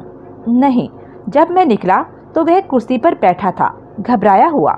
पांडे अगर जरा भी समझदार हुआ तो मेवाराम की आड़ में वहां से निकलने की चेष्टा करेगा। वहां पर पुलिस? डालचंद ने सूखे होठों पर जीभ फेरी। पुलिस का बहुत तगड़ा घेरा था। पुलिस का घेरा तगड़ा ही होता है। जगमोहन ने कड़वे स्वर में कहा, इसकी गठरी बांधो। यह नोट, इतना पैसा कहाँ से आया तुम लोगों के पास? कुर्सी पर बैठा सीताराम बोला, चिंता मत करो, वैन का पैसा नहीं है। किशनलाल अभी तक वैन से बाहर नहीं निकला। यह आज की गई बैंक डकैती का पैसा है। 4 करोड़ में से यही पल्ले पड़ा है। तुझे कोई तकलीफ है क्या? जगमोहन ने भड़क कर कहा।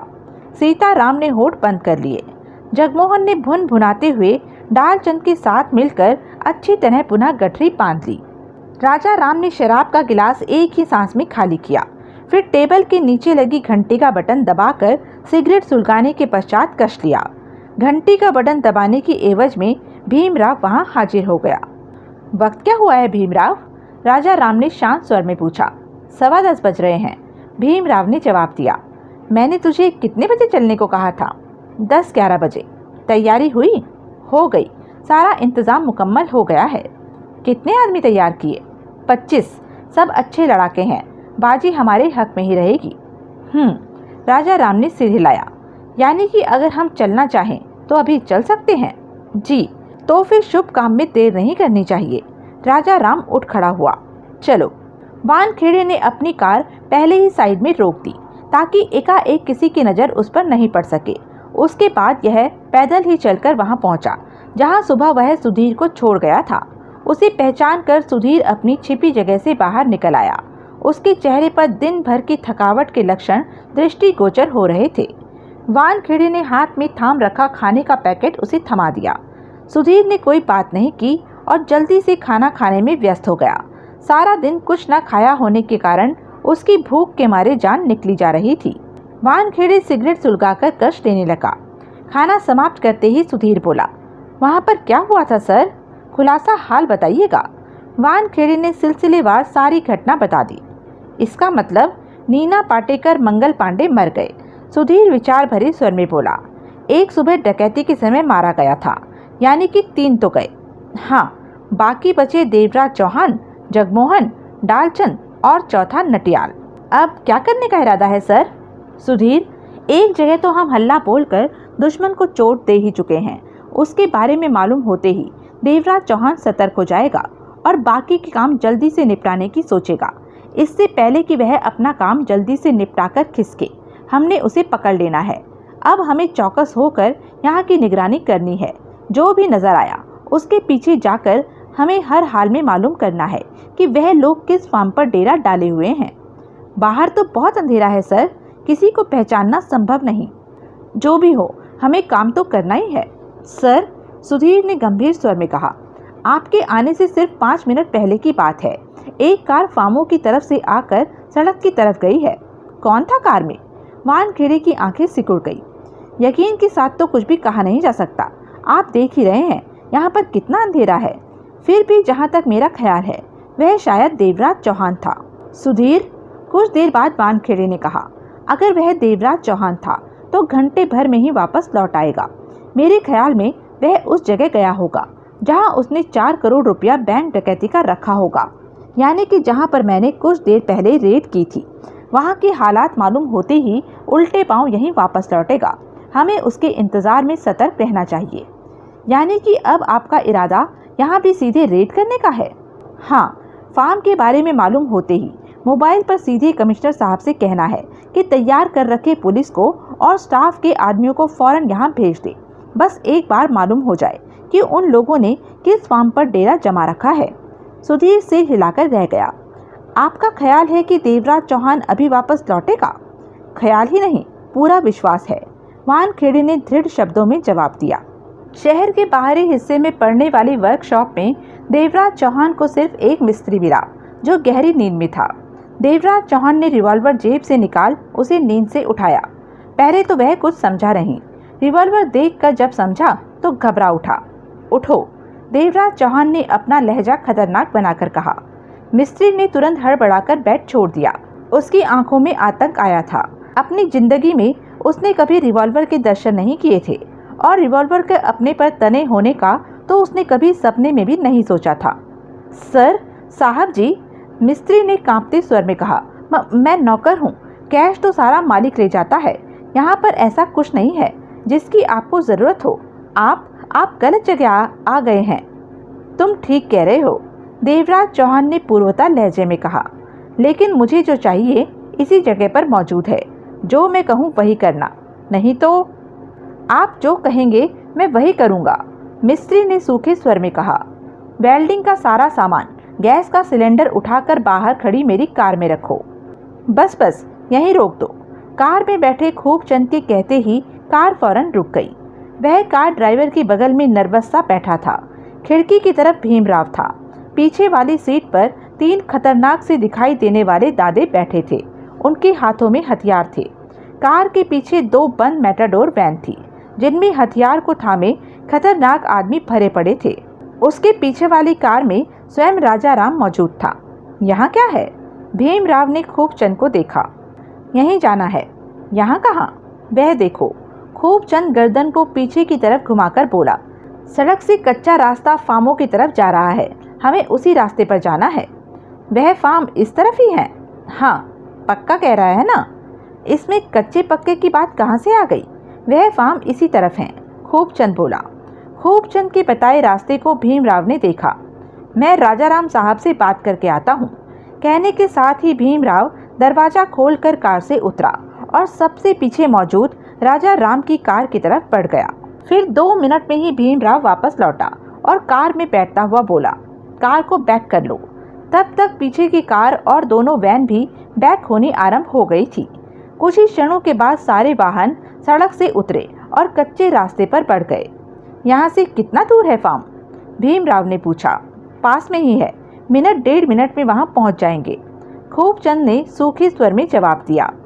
इतने सारे वाहनों को एक साथ देखकर वानखेड़े और सुधीर चौंके। आंखें फाड़े वह तब तक उन्हें देखते रहे जब तक कि उनके सामने से होकर वह गुजर नहीं गए। यह क्या सर? सुधीर के होठों से निकला। गड़बड़ है सुधीर। यह लोग कौन है सर? सुधीर, सबसे पीछे वाली कार के भीतर लाइट जल रही थी। वानखेड़े असमंजसता भरे स्वर में कह उठा, मुझे ऐसा लगा जैसे उसमें राजा राम बैठा हो, लेकिन समझ में नहीं आ रहा है कि राजा राम जैसे गैंगस्टर का यहाँ क्या काम? अगर मेरी निगाहों ने धोखा नहीं खाया है, वह वास्तव में ही राजा राम था, तो जाहिर है वह देवराज चौहान वाले फार्म पर गया होगा। यहाँ आने का तो यही मतलब निकलता है। लेकिन राजा राम का देवराज चौहान से क्या वास्ता? इस बारे में तो मैं कुछ भी नहीं कह सकता। राजा राम के काफिले के वाहनों की लाइट जल रही है।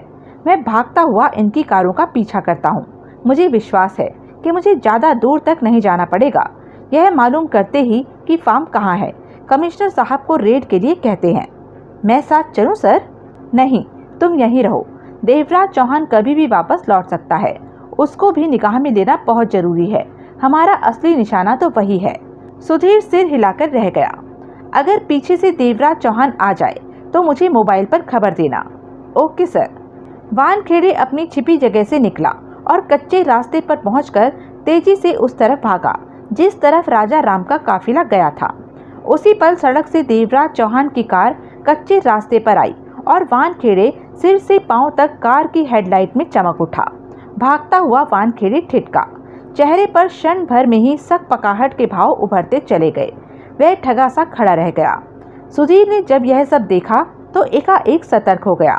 कार की हेडलाइट में देवराज चौहान ने वानखेड़े को पहचाना तो उसके जबड़े कसते चले गए। कार को आगे ले जाकर उसने ठीक वानखेड़े के करीब रोक दिया। वानखेड़े के शरीर में कोई हरकत नहीं हुई। वह स्थिर सा कार को देखता रहा। कार का दरवाजा खोलकर देवराज चौहान नीचे उतरा तो उसके हाथ में दबी रिवॉल्वर का रुख वानखेड़े की तरफ था। जबड़े भिजे हुए थे। देवराज चौहान के सामने आने पर कार की हेडलाइट में वानखेड़े ने उसे पहचाना तो एकाएक सतर्क हो गया। मुबारक हो वानखेड़े, देवराज चौहान एक एक शब्द चबाकर कह उठा। कुछ ही घंटों में तुमने उन 4 करोड़ को तलाश कर डाला जिन्हें मैंने सुबह बैंक से लूटा था। वानखेड़े होठ भींचे उसे देखता रहा। डालचंद तो मेरे पास आ गया था। मंगल पांडे का क्या हुआ? वह, मेरी गोली उसकी खोपड़ी में लगी थी, वानखेड़े ने सर्द लहजे में कहा। मार दिया उसे? खुद ही मरा वह, वानखेड़े ने सर्द लहजे में कहा। बच जाता अगर वह पुलिस का मुकाबला न करता या फिर भागने की चेष्टा न करता। फरारी के समय उसे मेरी गोली ठीक माथे पर। मतलब निशाना बहुत अच्छा है तेरा। देवराज चौहान की आवाज़ में जहरीलापन आ गया। हाँ, 2 बार निशानेबाजी में इनाम ले चुका हूँ। कभी मेरा निशाना देखा है तूने? आवाज़ में दरिंदगी का पुट आ गया। मौका ही नहीं मिला देखने का। वानखेड़े के होठ भींचते चले गए थे। मैं अब दिखाता हूँ तुझे निशाना। देवराज चौहान के स्वर में वहशीपन आ गया। मेरे हाथ में थमी रिवॉल्वर भरी हुई है। इसकी 2 गोलियां तेरे दोनों घुटनों में लगेगी, 2 गोलियां तेरे कंधों में लगेंगी जिससे कि तेरी बाहें उखड़कर झूलने लगेंगी, बाकी की 2 तेरे सीने में। वानखेड़े के दांत पर दांत जम गए। बोला वह कुछ भी नहीं। सुधीर कुछ फीट के फासले पर ही छिपा था। वानखेड़े और देवराज चौहान की बातों का स्वर उसे सुनाई दे रहा था, परंतु क्या बातें हो रही हैं वह नहीं सुन पा रहा था। बहरहाल देवराज चौहान के हाथ में रिवॉल्वर देखकर सुधीर इतना तो समझ गया कि वानखेड़े खतरे में है। वह यह बात भी महसूस कर चुका था कि देवराज चौहान इतना मौका नहीं देगा कि वानखेड़े अपनी रिवॉल्वर निकाल सके। और सबसे बुरा इत्तेफाक तो यह था कि सुधीर के पास भी रिवॉल्वर नहीं था। अपनी रिवॉल्वर वह ऑफिस के ड्रॉज में ही भूल आया था, वरना अब तक तो उसने देवराज चौहान को गोलियों से भून दिया होता। कोई और रास्ता न पाकर सुधीर ने मोबाइल पर कमिश्नर साहब से बात की।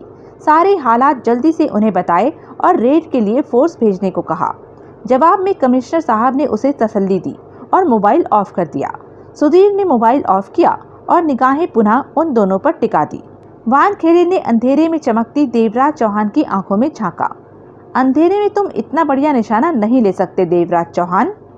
तुम्हारी गलतफहमी मैं अभी दूर किए देता हूँ। मुझे मारने के बाद तुम्हारा क्या होगा? कुछ देर पहले ही फार्म पर अपने लश्कर के साथ राजा राम गया है। 2 वैनों में आदमी भरकर ले गया है। उसका मुकाबला कैसे करोगे? राजा राम? देवराज चौहान जोरों से चौंका। हाँ, गैंगस्टर राजा राम। वानखेड़े अपने शब्दों को चबाकर कह उठा। इस समय तुम्हें मुझसे नहीं, राजा राम से असली खतरा है देवराज चौहान। वैन में पड़ी दौलत छोड़ेगा नहीं। देवराज चौहान के होठ भींच गए, आंखों में कठोरता भर आई। अगले ही पल उसकी आंखें सिकुड़ गई। ट्रिगर पर उसकी उंगली का दबाव पड़ गया। वानखेड़े? देवराज चौहान एक एक शब्द चबाकर दरिंदगी भरे लहजे में कह उठा। यहाँ पर इस समय तुम्हारे और मेरे अलावा भी कोई है। अभी मैंने बहुत ही धीमी आवाज़ सुनी है। जाहिर है कि वह तुम्हारा ही साथी होगा और तुम्हें मेरे फंदे में फंसा देखकर कुछ करने की कोशिश में होगा। उसे सामने आने को कहो, फौरन कहो।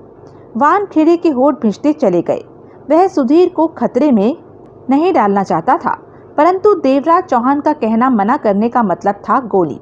यह तो वह समझ गया कि सुधीर ने उसे खतरे में देखकर कमिश्नर साहब से बात की होगी और आवाज़ सुन ली होगी देवराज चौहान ने। तुम्हें किसी से क्या लेना देना? जो बात करनी है मुझसे करो, वानखेड़े बोला। मैंने बोला ना वानखेड़े, देवराज चौहान ने वहशी स्वर में कहा। उसे यहाँ बुलाओ। ना चाहते हुए भी वानखेड़े को देवराज चौहान की बात माननी पड़ी। सुधीर? वानखेड़े ने ऊंचे स्वर में पुकारा, यहाँ आ जाओ। अगले ही पल सुधीर अपनी जगह से निकलकर उनके पास आ गया। देवराज चौहान ने ठंडी निगाहों से उसे देखा। तुमने अभी मोबाइल पर बात की? जवाब में सुधीर को खामोश पाकर देवराज चौहान मौत के स्वर में बोला, मेरे पास ज़्यादा समय नहीं है। गोली नहीं खानी तो फौरन हाँ या ना में जवाब दो। हाँ, सुधीर ने देवराज चौहान की आवाज़ में छिपे मौत के भाव को पहचाना। किससे बात की? कमिश्नर साहब से। क्या कहा? यहाँ की सिचुएशन बताकर फौरन रेड करने के लिए कहा। सुधीर ने शांत स्वर में कहा। इन बातों के बीच वानखेड़े देवराज चौहान के रिवॉल्वर पर झपटने या फिर जेब में मौजूद अपना रिवॉल्वर निकालने का मौका हासिल कर लेना चाहता था, पर देवराज चौहान उसके प्रति बेहद सतर्क था। उसे किसी प्रकार का मौका नहीं देना चाहता था। कमिश्नर को इस जगह के बारे में पता है? देवराज चौहान के होंठ खिंचे हुए थे। पता है। देवराज चौहान के होठों से गहरी लंबी सांस निकली। खेल खत्म, यही शब्द उसके मस्तिष्क में कौंधे। सारी मेहनत बेकार, यानी कि अब पुलिस कभी भी आ सकती थी। अभी यहाँ से कौन लोग गए थे? देवराज चौहान ने वानखेड़े की बात की तस्दीक करनी चाहिए। सुधीर क्षण भर ठिठका, फिर कह उठा, राजा राम गैंगस्टर, उनके साथ 2 वैनें और एक कार थी। वैनों में क्या था? मेटाडोर वैनों में उसके आदमी भरे हो सकते हैं, हमारा यही ख्याल है। देवराज चौहान दाएं बाएं सिर हिलाकर रह गया। इतना तो वह समझ ही गया था कि राजा राम ने वहां अब तक कब्जा जमा लिया होगा। सिर घुमाकर देवराज चौहान ने कार में रखे वेल्डिंग के सामान और गैस सिलेंडर को देखा, जिनका अब कोई इस्तेमाल नहीं रह गया था। देवराज चौहान ने बेहद शांत निगाहों से वानखेड़े को देखा। वानखेड़े, अब मेरे पास इतना वक्त नहीं कि मैं मजे ले लेकर तुझे मार सकूं। वैसे भी अब खास तौर से इस वक्त मुझे तेरी जान लेने का कोई खास फायदा नजर नहीं आ रहा। इधर पुलिस आने वाली है, उधर राजा राम ने पूरा फार्म अपने कब्जे में ले लिया होगा। मुझे जगमोहन को ठीक ठाक वहां से निकाल ले जाना है, इसलिए जल्दी में हूँ। अब मैं चलूँगा। हमारी मुलाकातें तो अक्सर होती ही रहेंगी, क्योंकि देवराज चौहान के होठों पर अजीब सी मुस्कान उभर आई। तूने मुझे कानून की सलाखों के पीछे पहुंचाकर छोड़ना है, जबकि मैंने तेरी इस इच्छा को कभी पूरा नहीं होने देना है। वैसे तूने आज की बैंक डकैती के 4 करोड़ पर रेड करवाकर मुझे बहुत नुकसान पहुंचाया है। मैंने अपना फर्ज निभाया है देवराज चौहान, वानखेड़े ने स्थिर लहजे में कहा, और तेरे को कानून के फंदे में फंसाना भी मेरे फर्ज का एक हिस्सा है। एकाएक देवराज चौहान उछला। रिवॉल्वर की नाल पलक झपकते ही उसने उंगलियों में पकड़ी और दस्ता वानखेड़े की कनपट्टी से जा टकराया। वानखेड़े के होठों से कराहसी निकली और उसने दोनों हाथों से अपने सिर को थाम लिया। सुधीर चौंका। इससे पहले कि वह कुछ कर पाता, रिवॉल्वर का दस्ता उसकी कनपट्टी पर पड़ा। उसके होठों से चीख निकल पड़ी। वानखेड़े के साथ साथ वह भी जमीन पर लुढ़क कर बेहोश हो गया। देवराज चौहान ने रिवॉल्वर जेब में डाली और दोनों को वहां से घसीटकर किनारे पर किया और पलटकर कार में बैठा और कार स्टार्ट करके आगे बढ़ा दी। उसके चेहरे पर दुनिया भर की चिंता भरी पड़ी थी। मस्तिष्क में सिर्फ एक ही बात रह रहकर आ रही थी कि राजा राम को फार्म के बारे में कैसे पता चल गया कि उसने वैन रॉबरी की दौलत वहां पर छिपा रखी है। उसी को हासिल करने आया होगा वह। राजा राम सिगरेट सुलगाकर कॉटेज के बाहर टहल रहा था। भीमराव सब काम ठीक से संभाल रहा था। क्या रहा? उसके पास पहुंचते ही राजा राम ने उससे पूछा। सब कुछ ठीक ठाक निपट गया, भीमराव बोला। कॉटेज में जगमोहन, डालचंद और वैन का एक गार्ड भी मौजूद था। उन्हें कमरे में बंद कर दिया गया। वैन का गार्ड पहले से ही कुर्सी पर बंधा हुआ था, उसे बंधा ही रहने दिया। उसकी बीवी और बच्चे एक कमरे में थे। उस कमरे को बाहर से बंद कर दिया गया है। दोनों कमरे के बाहर हमारे 2-2 आदमी हथियारों सहित पहरा दे रहे हैं। राजा राम ने सिर हिलाया। आप उस मोटे नटियाल को तो जानते ही होंगे जो अब बार चला रहा है। हाँ, राजा राम ने आंखें सिकोड़कर भीमराव को देखा। क्या बात है? वह कॉटेज के भीतर मरा पड़ा है। यानी कि वह भी इस मामले में देवराज चौहान के साथ था। जाहिर है। और देवराज चौहान?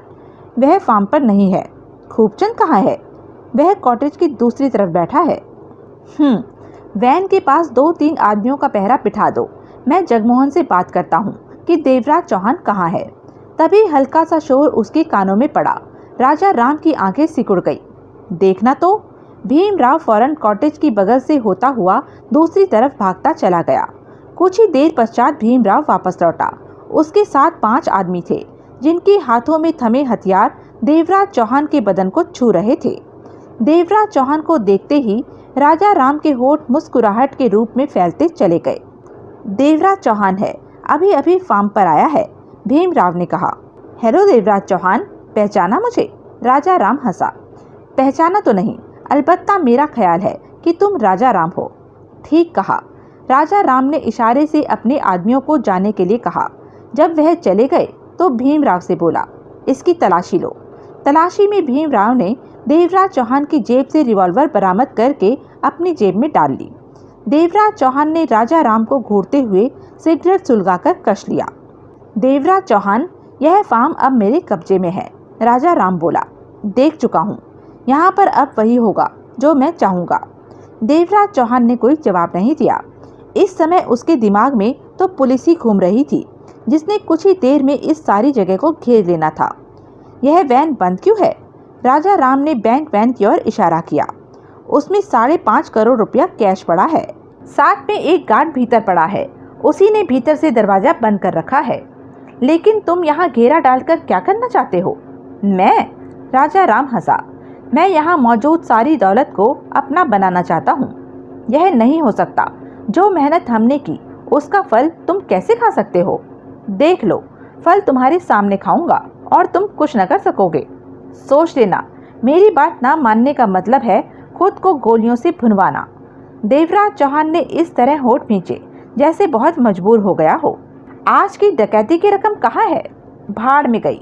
देवराज चौहान दिखावे के तौर पर झल्लाहट का प्रदर्शन कर रहा था।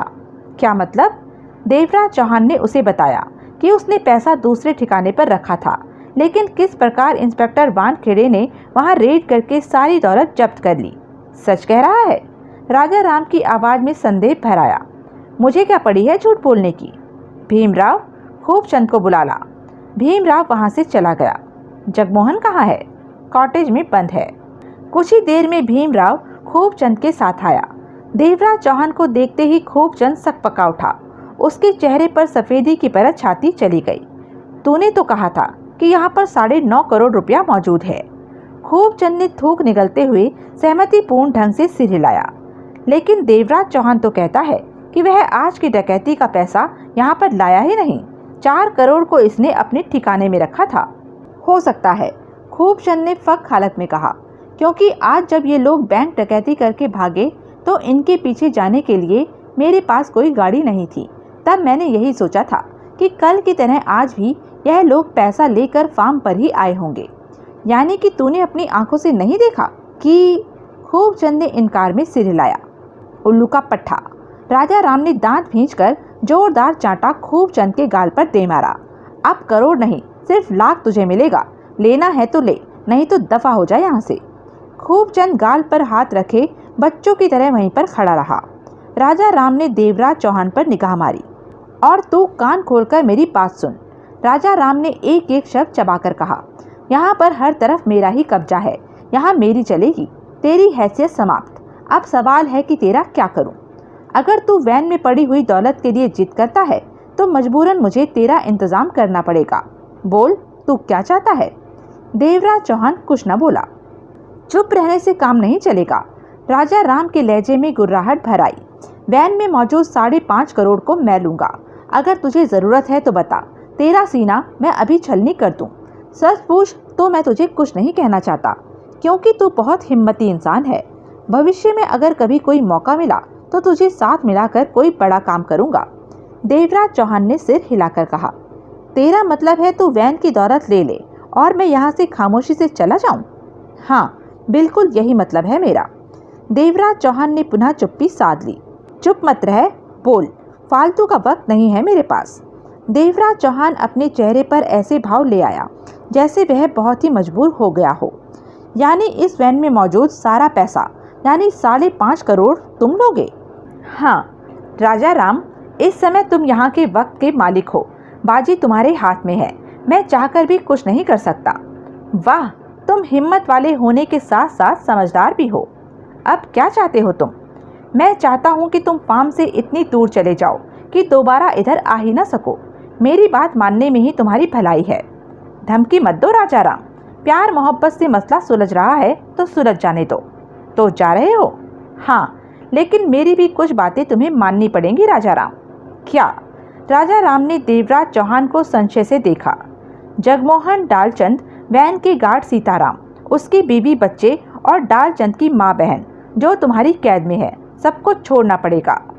बदले में तू फार्म की तरफ नहीं देखेगा, 5.5 करोड़ को भूल जाएगा। हाँ, जिसकी लाठी उसकी भैंस। इस खेल में तुम आखिरी में आए और जीत गए। एक शर्त और भी है। बोल। वह भी बोल। मेरे पास सुबह की बैंक डकैती का कुछ लाख रुपया है जो कि रेड के समय वहां से भागते हुए डालचंद अपने साथ ले आया था। उस रुपए को तुम हमें ले जाने दोगे। कितना है? 31 लाख। ठीक है, तो फिर अपने आदमियों से कहो कि भीतर जाकर सबको ले आए और हमारे साथ चलकर डालचंद की माँ बहन को हमारे हवाले कर दे। कॉटेज में मौजूद सबको तो तू ले जा, डालचंद की माँ बहन तो सुबह ही मिलेगी। राजा राम, हमारे पास वक्त बहुत कम है, हम जल्द से जल्द यह शहर छोड़ देना चाहते हैं। मैं चाहता हूँ जब सुबह हो तो मैं बहुत दूर हूँ, कहीं ऐसा न हो कि दौलत तो हाथ में आई नहीं, ऊपर से फांसी का फंदा गले में आ पड़े। समझदारी इसी में है कि हम में सारा काम दोस्ती से तय हो, ताकि भविष्य में भी हम दोस्तों की तरह एक दूसरे के काम आ सके। अगर तुम्हारी दुश्मनी पैदा हो गई तो दोनों को ही नुकसान होगा। ठीक कहता है तू। राजा राम ने भीमराव को देखा। भीमराव, कॉटेज से सबको बाहर निकाल ला और इनके साथ अड्डे पर जाकर डालचंद की माँ बहन को इनके हवाले कर दे, ताकि सुबह होने तक यह लोग शहर से दूर हो सकें। देवराज चौहान के होठों पर जहरीली मुस्कान उभरी और लुप्त हो गई। तूने तो, राजा राम ने देवराज चौहान से कहा, बहुत सी डकैतियां डाली हैं, करोड़ों की डकैतियां। तेरे पास तो करोड़ों रुपया होगा, इसलिए तुझे वैन में पड़ी दौलत की परवाह नहीं होनी चाहिए। देवराज चौहान अजीब अंदाज में मुस्कुराया। तभी तो आसानी से सारी दौलत तेरे हवाले करके जा रहा हूँ। देवराज चौहान जल्दी से जल्दी यहाँ से निकल जाना चाहता था और राजा राम जल्दी से जल्दी उन्हें वहाँ से दफा कर देना चाहता था, ताकि बाद में वैन खुलवाकर 5.5 करोड़ को अपने कब्जे में कर सके। राजा राम ने भीमराव को आदेश दिया कि सबके साथ वह यहाँ से जाए और अड्डे पर पहुंचकर डालचंद की माँ बहन को इनके हवाले करके वापस फार्म पर आ जाए। सब वहां से रवाना हो गए। देवराज चौहान ने अपनी कार इस्तेमाल की और ड्राइविंग की डालचंद ने। फार्म के गेट से बाहर निकलकर देवराज चौहान बोला, डालचंद, जो रास्ता हम इस्तेमाल करते रहे हैं, हमें उस रास्ते से नहीं जाना है, दूसरे रास्ते से हमें निकलना है। दूसरा रास्ता भी काफ़ी खराब है, तुम्हें जो कहा वही करो। पिछली सीट पर जगमोहन नोटों की गड्डियों वाली गठरी को टांगों पर संभाले ऐसे बैठा था जैसे माँ ने अपने बच्चे को संभाल रखा हो। दूसरे रास्ते से क्यों जा रहे हो? भीमराव ने पूछा। यूं ही, कोई खास वजह नहीं, देवराज चौहान ने लापरवाही से कहा। सीताराम, उसकी पत्नी लाजवंती और उसके बच्चे को शहरी सीमा शुरू होते ही उतार दिया गया था। उसके बाद उनकी कार राजा राम के अड्डे के बाहर रुकी। तुम जाकर डालचंद की माँ बहन को ले आओ। देवराज चौहान ने भीमराव से कहा, हम यहीं पर रहेंगे, अड्डे के भीतर हमारी कोई ज़रूरत तो है नहीं। भीमराव तेजी से भीतर की तरफ बढ़ गया। डालचंद का चेहरा खुशी से भर उठा कि राजा राम की कैद से उसकी माँ बहन को छुटकारा मिल रहा है। तभी जगमोहन ने अपने माथे पर बल डालकर देवराज चौहान से पूछा, यह सब क्या हो रहा है? मेरी समझ में तो कुछ भी नहीं आ रहा। देवराज चौहान के होठों पर कटुता भरी मुस्कान उभरी। जगमोहन, बाजी हमारे हाथ से निकल चुकी है। समझो यही 31 लाख रुपया ही सारे मामले में हमारे हाथ लगा, बाकी कुछ नहीं। मेरे ख्याल से तो तुमने राजा राम के सामने जरा भी आनाकानी नहीं की। ठीक समझे तुम। मैं खुद भी फार्म से तुम लोगों के साथ जल्दी से जल्दी निकल जाना चाहता था, क्योंकि कुछ ही देर में पुलिस फार्म को घेर लेगी। यह बात राजा राम को नहीं मालूम। पुलिस? जगमोहन के साथ साथ डालचंद भी चौंका। देवराज चौहान ने इंस्पेक्टर वानखेड़े और सुधीर के बारे में बताकर कहा, अच्छा हुआ जो उन लोगों के साथ मेरा टकराव हो गया, वरना हमने सीधे जेल में पहुंचना था। तब मुझे न मालूम होता कि फार्म को पुलिस घेरने वाली है, और इसी कारण तुम सब कुछ राजा राम को सौंपकर फौरन दूसरे रास्ते से खिसक आए। हाँ, अगर पहले वाले रास्ते से फार्म से निकलते तो वहाँ हमें पुलिस भी मिल सकती थी, या फिर हो सकता था कि वानखेड़े और सुधीर को होश आ गया होता और उनसे पुनः टकराव होता। इसलिए मैंने दूसरे रास्ते से निकलने में ही भलाई समझी। जगमोहन के होठों से गहरी सांस निकल गई। डालचंद ने मन ही मन में भगवान का लाख लाख शुक्र अदा किया कि वह पुलिस के हाथों से बच निकला। तभी भीमराव डालचंद की माँ बहन को लेकर आता दिखाई दिया। माँ बहन को देखकर डालचंद का दिल खुशी से उछलने लगा। उसका मन किया कि कार से उतरकर माँ से जा लिपटे, परंतु देवराज चौहान ने उसका घुटना दबाकर उसे बैठे रहने का इशारा कर दिया। यह लो देवराज चौहान। पास आकर भीमराव ने कहा। राजा राम ने अपना वायदा पूरा कर दिया। शुक्रिया। देवराज चौहान ने शांत भाव में सिर हिलाया। उसके बाद डालचंद की माँ बहन को कार में बिठाया गया। एक बात तो बताओ भीमराव, देवराज चौहान ने कहा। भीमराव ने प्रश्न भरी निगाहों से देवराज चौहान को देखा। नीना पाटेकर दिन में यहाँ आई थी? डालचंद की माँ बहन को लेने आई थी। भीमराव ने गहरी सांस लेकर सिर हिलाया। वह कहाँ है? राजा राम ने उसे शूट कर दिया। भीमराव के शब्द सुनकर डालचंद का मन भारी हो गया। उसकी माँ बहन को छुड़ाने के चक्कर में पाटेकर ने अपनी जान गंवा दी थी। देवराज चौहान के चेहरे पर दुख के भाव उभरे। डालचंद की माँ बहन खामोशी से बैठे सारा माजरा समझने की कोशिश कर रही थी। वह डालचंद से कई बातें पूछना चाहती थी, परंतु उन्हें कोई मौका ही नहीं मिल पा रहा था। तुम लोगों को कैद में कोई तकलीफ तो नहीं हुई? डालचंद ने अपनी माँ बहन से पूछा। दोनों ने इनकार में सिर हिलाया। भीमराव, देवराज चौहान बोला, अब तू अपने काम की बात सुन। तू यहाँ से सीधा फार्म पर ही जाएगा ना? हाँ, अब वहाँ मत जाना, आराम से भीतर जाकर बैठ जा। राजा राम अब वापस नहीं आने वाला, क्योंकि अब वह सारी जगह पुलिस ने घेर ली होगी या फिर घेरी जाने वाली होगी। यही कारण था कि मैं सब कुछ राजा राम के हवाले करके जल्दी से वहाँ से खिसक आया। कहने के साथ ही देवराज ने डालचंद को इशारा किया। अगले ही पल डालचंद ने तूफानी रफ्तार से कार को दौड़ा दिया। अब किस तरफ जाना है? शहर से बाहर? जगमोहन ने पूछा। नहीं, यहाँ से सीधा डालचंद के घर पर। राजा राम और वानखेड़े इस समय बेहद व्यस्त होंगे। इस वक्त डालचंद के घर पर कोई नहीं आएगा, देवराज चौहान ने जवाब दिया। वहाँ जाकर क्या करना है? 31 लाख में से तीसरा हिस्सा डालचंद को देना है, 2 हिस्से हम दोनों के। जगमोहन मुंह बनाकर रह गया। 10,33,300 रुपए डालचंद को अलग से दिए गए। जगमोहन होता तो सीधे सीधे 10 लेकर ही बंटवारा कर देता, परंतु देवराज चौहान ने बराबर का हिस्सा किया था। डालचंद ने घर में मौजूद बड़ा सा सूटकेस खाली किया और सारा माल उसमें भर लिया। जगमोहन ने भी अन्य सूटकेस खाली करके बाकी का 20 लाख उसमें भर लिया। सारा मामला ठीक ठाक निपट गया। डालचंद को मन ही मन तसल्ली थी कि अब वह कमला की शादी अच्छे ढंग से बढ़िया सा लड़का तलाश करके कर सकेगा और बाकी बचे पैसे से अच्छा सा काम करके शांति और चैन से भरी जिंदगी जी सकेगा। मन ही मन उसने कसम खा ली थी, चाहे कुछ भी हो जाए, अब वह किसी भी बुरे काम में हाथ नहीं डालेगा। ढेर सारी दौलत देखकर माँ के माथे पर बल पड़ गए। वह समझ गई थी कि वह बदमाश लोग ठीक ही कह रहे थे कि डालचंद ने बुरा काम किया है, तभी इतनी दौलत उसे मिली। माँ ने इस समय खामोशी ही बनाए रखी। वह अकेले में डालचंद से इस बारे में बात करना चाहती थी। डालचंद का गलत ढंग से दौलत कमाना उसे जरा भी अच्छा नहीं लगा था। सब काम समाप्त होते ही देवराज चौहान बोला, डालचंद, तुम्हारे पास अगले 2 घंटों का वक्त है। उसके बाद पुलिस ने जोर शोर के साथ हम सबकी तलाश शुरू कर देनी है। कार हमारे पास है और हम अब शहर से बाहर निकलने जा रहे हैं। अगर तुम चाहो तो हमारे साथ चलो, हम दूसरे शहर में तुम्हें उतार देंगे। वहाँ से अपनी माँ और बहन के साथ कहीं भी तुम चले जाना। डालचंद अच्छी तरह से समझ रहा था कि इस शहर में उसका गुजारा नहीं। यहाँ रहा तो सिर्फ जेल की सलाखें ही नसीब में आएंगी। कहीं दूर दूसरे शहर में जाकर ही बचा जा सकता है, नई जिंदगी शुरू की जा सकती है।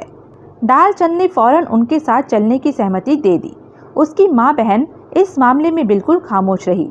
वह भी मामला समझ रही थी और बातों में दखल देना उन्होंने उचित नहीं समझा था। इतना तो वह जान ही चुकी थी कि डालचंद ने कोई बड़ा गलत काम कर डाला है। कुछ ही पलों में उनकी कार शहर की सीमा की ओर तूफानी गति से दौड़ी जा रही थी। कार को डालचंद ही ड्राइव कर रहा था। कभी कभार उसे नीना पाटेकर का भी ख्याल आ जाता कि अगर वह जिंदा होती तो इस समय उसके साथ ही होना था उसने। कार कई शहरों को पार कर गई थी। रात भर जगे होने के कारण सबकी आंखें लाल हो रही थी। इसके बावजूद भी उन्हें तसल्ली थी कि वह लोग पुलिस के खतरे से और वानखेड़े की पहुंच से दूर जा चुके हैं। भोर के उजाले के साथ ही जब वह एक शहर के बीचों बीच पहुंचे तो देवराज चौहान ने डालचंद को कार रोक देने के लिए कहा। डालचंद ने साइड में कार रोक दी। अब तुम अपनी माँ बहन के साथ यहीं उतर जाओ डालचंद, देवराज चौहान बोला। हम बहुत दूर आ चुके हैं। तुम यहाँ से देश के किसी भी हिस्से में जाकर रह सकते हो, जहाँ भी जाओ। अगर पुलिस निगाहों में नहीं चढ़ना चाहते हो तो कम से कम खर्च करना। जो कुछ भी करना बहुत धीरे धीरे करना, समझ गए ना? डालचंद ने सिर हिलाया और दौलत से भरे सूटकेस के साथ कार से नीचे उतर गया। डालचंद की माँ बहन भी कार से नीचे उतर गई। देवराज चौहान ने ड्राइविंग सीट संभाली और मुस्कुराकर सड़क पर खड़े डालचंद को देखा। वह अच्छी तरह समझ रहे थे कि वह उनकी जिंदगी की आखिरी मुलाकात है और फिर अगले ही पल देवराज चौहान ने कार आगे बढ़ा दी। डालचंद सड़क पर अपनी माँ बहन के साथ खड़ा तब तक कार को देखता रहा जब तक कि वह नजर आती रही। तभी माँ का गुस्से से भरा स्वर उसके कानों से टकराया तो गहरी सांस लेकर रह गया। क्यों रे, क्या कर डाला तूने? इतना पैसा तूने कहाँ से चोरी किया? सच बता, नहीं तो मार मार कर मैं तेरी खाल उधेड़ दूंगी। रास्ते में जगमोहन ने हॉकर से अखबार खरीदा तो उसके फ्रंट पेज पर ही राजा राम की गिरफ्तारी की खबर थी। खबर में बताया गया था कि 6 आदमियों के साथ उसे जिंदा गिरफ्तार किया गया है। अन्य सब पुलिस का मुकाबला करते करते अपनी जान गंवा बैठे। बैंक वैन रॉबरी और बैंक डकैती के पूरे ब्यौरे के साथ अखबार में देवराज चौहान, जगमोहन, डालचंद, उस्मान अली, नीना पाटेकर, मंगल पांडे और नटियाल वगैरह का भी खुलासा जिक्र था। देवराज चौहान, जगमोहन या डालचंद को पकड़वाने वाले को 1 लाख रुपए की घोषणा की गई थी। जगमोहन ने गहरी सांस लेकर अखबार को देवराज चौहान की तरफ बढ़ा दिया, जो कि तेजी से कार ड्राइव कर रहा था, और पिछली सीट पर पड़े सूटकेस पर निगाह मारी जिसमें करीब 20 लाख रुपए कैश मौजूद था। जो भी हो, अब उसे इतने में ही तसल्ली करनी थी। यह नहीं देखना था कि हाथ से क्या निकला, सिर्फ यही देखना था कि हाथ में क्या आया है। तो यह था इस उपन्यास का अंतिम भाग। ऐसे ही मज़ेदार उपन्यास के लिए बने रहें मेरे साथ, और हाँ, मेरे चैनल को लाइक, शेयर और सब्सक्राइब करना ना भूलें, और कमेंट करके ज़रूर बताएं कि यह वीडियो आपको कैसा लगा। धन्यवाद।